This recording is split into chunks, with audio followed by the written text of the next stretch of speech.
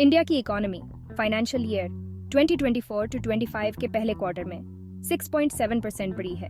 ये नंबर बुरा नहीं है, लेकिन पिछले क्वार्टर्स के मुकाबले कम है। इसका मतलब है कि देश की इकोनॉमी की स्पीड थोड़ी कम हो रही है। इसके पीछे बहुत से कारण हैं और इनको समझने के लिए हमें अच्छे से एनालिसिस करना होगा। इस ऐसे में हम इस स्लो डाउन के कारणों को जानेंगे और ये भी देखेंगे कि गवर्नमेंट स्पेंडिंग, इलेक्शंस और अलग-अलग सेक्टर्स का परफॉर्मेंस कैसा रहा। पूरी दुनिया की तरह कोविड-19 पैंडेमिक के दौरान इंडिया की इकोनॉमी को भी बहुत सी चैलेंजेस का सामना करना पड़ा। लॉकडाउन के कारण सड़कों पर सन्नाटा छा गया, बाजार खाली हो गए और दुकानों के शटर गिर गए। लॉकडाउन की वजह से बिजनेसेस बंद हो गए और इकोनॉमी को बहुत नुकसान हुआ। ऑफिस खाली हो गए और इंडस्ट्रियल एरियाज में सन्नाटा छा गया। लेकिन जैसे ही पैंडेमिक का असर कम हुआ, इंडिया की इकोनॉमी ने फिर से रफ्तार पकड़ ली। बाजारों में फिर से रौनक लौट आई, दुकानों ने अपने शटर उठाए और शहरों में आर्थिक गतिविधियां फिर से शुरू हो गईं। लेकिन अब ऐसा लग रहा है कि ये रिकवरी ज्यादा दिन तक नहीं टिकेगी। ग्राफ्स दिखा रहे हैं कि आर्थिक सुधार की गति धीमी हो रही है और व्यापारियों के चेहरों पर चिंता की लकीरें साफ नजर आ रही हैं। फाइनेंशियल ईयर 2024 टू 25 का पहला क्वार्टर में 6.7% ग्रोथ रेट अच्छी तो है, लेकिन ये भी दिखाता है कि पैंडेमिक के बाद वाली तेज रिकवरी अब धीमी हो रही है। विश्लेषक इस पर चर्चा कर रहे हैं कि आगे की राह कैसी होगी और व्यापारिक बैठकें इस पर विचार कर रही हैं कि इस धीमी गति को कैसे संभाला जाए। फाइनेंशियल ईयर 2024 टू 25 के पहले क्वार्टर से पहले वाले महीनों में इंडिया में बहुत से स्टेट इलेक्शंस हुए। अक्सर इलेक्शंस के समय मार्केट में अनसर्टेनिटी बनी रहती है, क्योंकि बिजनेसेस कोई भी बड़ा इन्वेस्टमेंट डिसीजन लेने से पहले इलेक्शन के रिजल्ट का इंतजार करते हैं। इस पॉलिटिकल अनसर्टेनिटी की वजह से इकोनॉमी कुछ समय के लिए धीमी पड़ सकती है। इसके अलावा इलेक्शन से पहले गवर्नमेंट्स अक्सर ज्यादा खर्च करती हैं और ऐसे पॉपुलर काम करती हैं जो लॉन्ग रन में इकोनॉमी के लिए ज्यादा फायदेमंद नहीं होते। गवर्नमेंट स्पेंडिंग का इकोनॉमिक ग्रोथ में बहुत बड़ा रोल होता है। इससे डिमांड बढ़ाती है और मार्केट में एक्टिविटी बढ़ाती है, नौकरियां मिलती हैं और लोगों की इनकम बढ़ती है और प्राइवेट इन्वेस्टमेंट को बढ़ावा मिलता है। लेकिन ज्यादा या गलत जगह स्पेंडिंग करने से इन्फ्लेशन बढ़ा सकता है और सरकार पर कर्ज भी बढ़ा सकता है।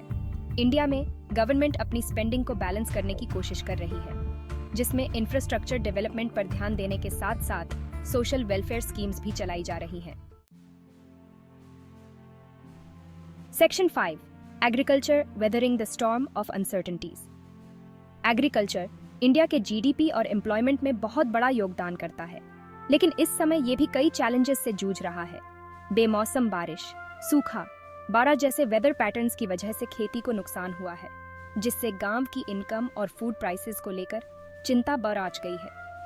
किसानों की मदद के लिए सरकार ने कई स्कीम्स चलाई हैं, जैसे क्रॉप इंश्योरेंस और minimum support price. Section 6 manufacturing mixed signals from factories and industries. Manufacturing sector, जो इकोनॉमिक ग्रोथ और एम्प्लॉयमेंट में एक महत्वपूर्ण भूमिका निभाता है, से मिलने वाले सिग्नल्स मिश्रित हैं, जहां एक तरफ कुछ इंडस्ट्रीज अच्छा कर रही हैं, वहीं दूसरी तरफ कुछ इंडस्ट्रीज को पैंडेमिक से पहले वाली स्थिति में वापस आने में दिक्कत हो रही है। सप्लाई चेन में रुकावटें, महंगाई और कमजोर ग्लोबल डिमांड ने चुनौतियां पैदा की हैं। डोमेस्टिक मैन्युफैक्चरिंग को बढ़ावा देने के लिए सरकार ने कई पॉलिसीज लागू की हैं, जैसे production linked incentives. Section 7 construction building the future brick by brick.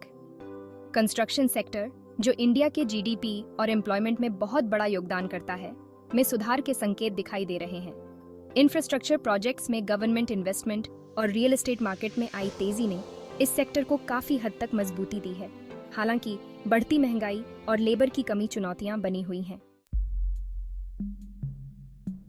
Section 8 expert opinions, what economists are saying. India की इकोनॉमी के भविष्य को लेकर इकोनॉमिस्ट्स की मिश्रित राय है, जहां कुछ इकोनॉमिस्ट्स देश की मजबूत नींव और युवा आबादी को देखते हुए आशावादी हैं, वहीं दूसरी तरफ कुछ इकोनॉमिस्ट्स ग्लोबल चैलेंजेस और देश के अंदर मौजूद चुनौतियों को लेकर चिंतित हैं।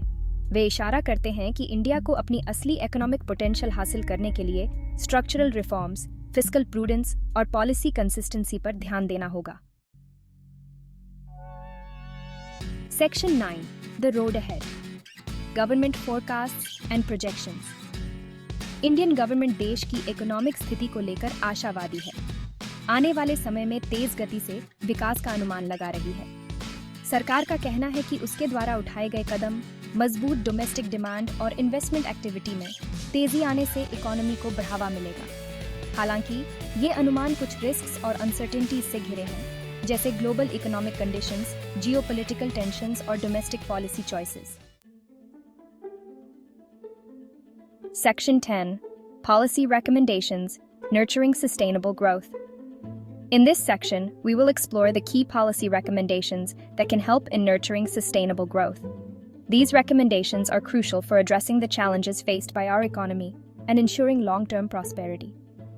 इन चुनौतियों से निपटने और सस्टेनेबल ग्रोथ हासिल करने के लिए पॉलिसी मेकर्स को कुछ महत्वपूर्ण क्षेत्रों पर ध्यान देना होगा। इन्वेस्टमेंट को बढ़ावा देना। Investment is the backbone of economic growth. By encouraging both domestic and foreign investments, we can create a robust economic environment. This involves creating policies that attract investors and provide them with the confidence to invest in various sectors. Private investment के लिए अनुकूल माहौल बनाना होगा, जिसमें bureaucratic hurdles को कम करना, infrastructure को बेहतर बनाना और policy stability सुनिश्चित करना शामिल है. A conducive environment for private investment is essential. This means reducing bureaucratic hurdles that often deter investors, improving infrastructure to support business activities, and ensuring policy stability so that investors feel secure in their long-term plans. Exports को बढ़ावा देना. Promoting exports is another critical area. By increasing our export capacity, we can tap into global markets and boost our economic growth. This requires a strategic approach to identify and develop new markets, enhance the quality and competitiveness of our products, and streamline export processes. India के export basket को diversify करना, नए markets की तलाश करना और global market में Indian products और सर्विसेज की competitiveness को बढ़ाना होगा. Diversifying India's export basket is crucial. We need to explore new markets and ensure that our products and services are competitive on a global scale. This will not only increase our export revenues, but also create more job opportunities. Agricultural productivity को बढ़ाना. Enhancing agricultural productivity is vital for sustainable growth. Agriculture is the backbone of our economy, and by improving productivity, we can ensure food security and increase rural incomes. Research और development में investment करना, modern farming techniques को बढ़ावा देना और सिंचाई की सुविधाओं को बेहतर बनाना होगा ताकि agricultural output और rural incomes को बढ़ाया जा सके. Investing in research and development, promoting modern farming techniques, and improving irrigation facilities are essential steps. These measures will not only boost agricultural output, but also enhance the livelihoods of our rural population. Human capital को विकसित करना. Developing human capital is another key area. Our workforce is our greatest asset, and by investing in education, healthcare, and skill development, we can ensure that our people are equipped to meet the demands of a rapidly changing global economy. Education और healthcare की quality को बेहतर बनाना, skill development के अवसर प्रदान करना और workforce को global economy की बदलती ज़रूरतों के हिसाब से ढालना होगा. Improving the quality of education and healthcare, providing opportunities for skill development, and adapting our workforce to the changing needs of the global economy are crucial steps. By focusing on these areas, we can create a sustainable and prosperous future for our nation. Section 11. Conclusion. Navigating Challenges, Embracing Opportunities. In this section, we delve into the intricate balance between overcoming obstacles and seizing new prospects. Indian economy एक महत्वपूर्ण मोड़ पर है, जहां चुनौतियां और अवसर दोनों ही हमारे सामने हैं. फाइनेंशियल ईयर 2025 के पहले क्वार्टर में आई मंदी चिंता का विषय तो है, लेकिन ये हमें सोचने और सुधार करने का भी मौका देती है. ये समय है जब हमें अपने आर्थिक ढांचे की गहराई से समीक्षा करनी चाहिए.